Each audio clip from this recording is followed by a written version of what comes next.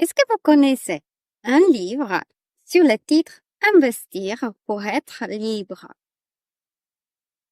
écrit par Mounir Lagoun?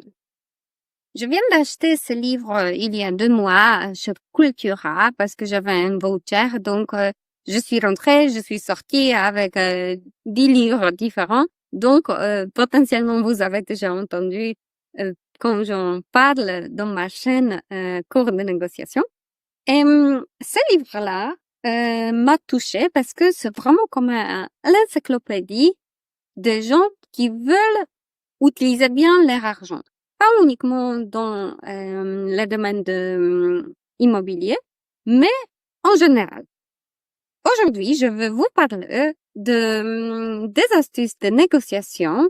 Donc, je vous invite dans un épisode dans notre série Négociation selon Mounir Lagoun. Je m'appelle Maria. Je facilite cours de négociation. J'aide les acheteurs comme toi à s'exprimer pour obtenir les remises significantes.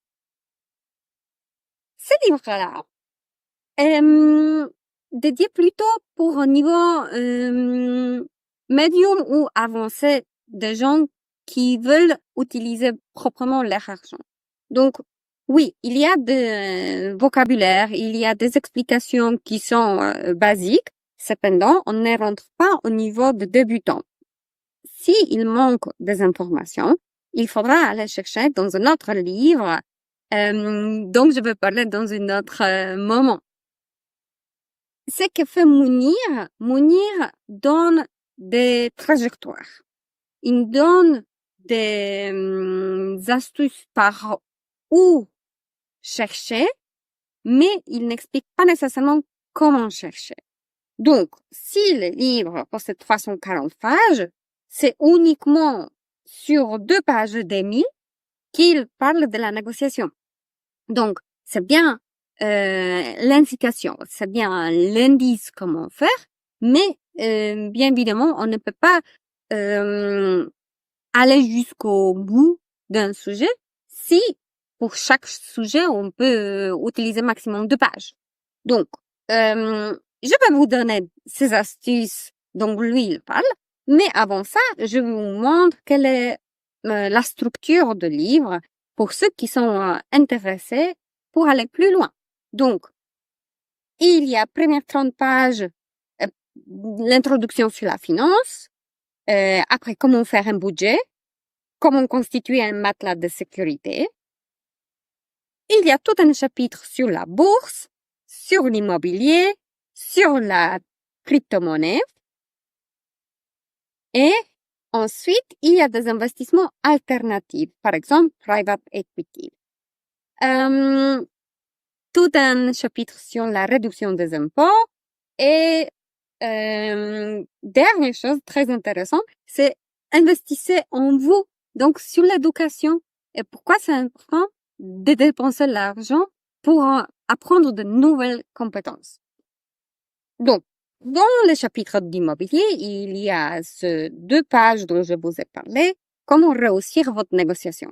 Et il y a 10 points qui touchent plus ou moins aux techniques de négociation qui basent sur les compétences d'un acheteur.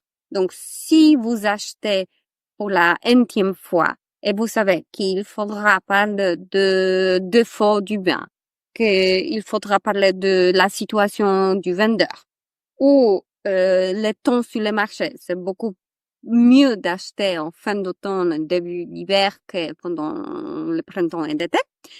Oui, ce sont des arguments qui peuvent vous servir. Cependant, parmi ces 10, il y a uniquement 3 choses qui touchent a little bit, pardon, qui touchent un petit peu sur la stratégie, sur la technique de la conversation, d'expression en elle-même. Il s'agit de dire non et entendre un non. Donc, si il dit, tant que vous n'avez pas entendu le vendeur vous dire non sur un prix, vous êtes encore au-dessus du prix minimum qu'il s'est fixé. Donc, cela, c'est pas évident. En 2 mots, on ne peut pas expliquer complètement la technique, surtout pour les gens qui sont un peu confiants en eux, qui manquent d'assurance, qui ne sont pas complètement assertifs. Si quelqu'un vous dit non, ça peut bloquer et comprendre que c'est toujours au-dessus du prix d'un vendeur, c'est logique, je suis d'accord. Cependant, c'est pas évident comment contourner et comment continuer le dialogue après avoir entendu un non. Donc, vous voyez, ce genre d'astuce, c'est juste un début. C'est déclencheur d'envie d'apprendre plus.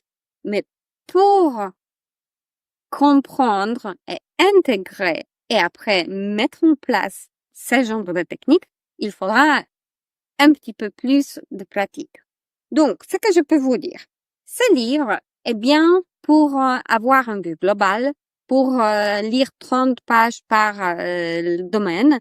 Et après, si vous êtes un peu plus dedans, curieux, et si vous voulez savoir comment aller jusqu'au bout et intégrer une leçon, il faudrait creuser soit par vous-même, soit en étant accompagné par un mentor, un coach. Dans ma prochaine vidéo, je vous invite à creuser un peu plus, à aller un peu plus loin en profondeur de la communication et voir quels sont les 6 outils clés en main pour soigner votre communication. Restez avec moi. À bientôt.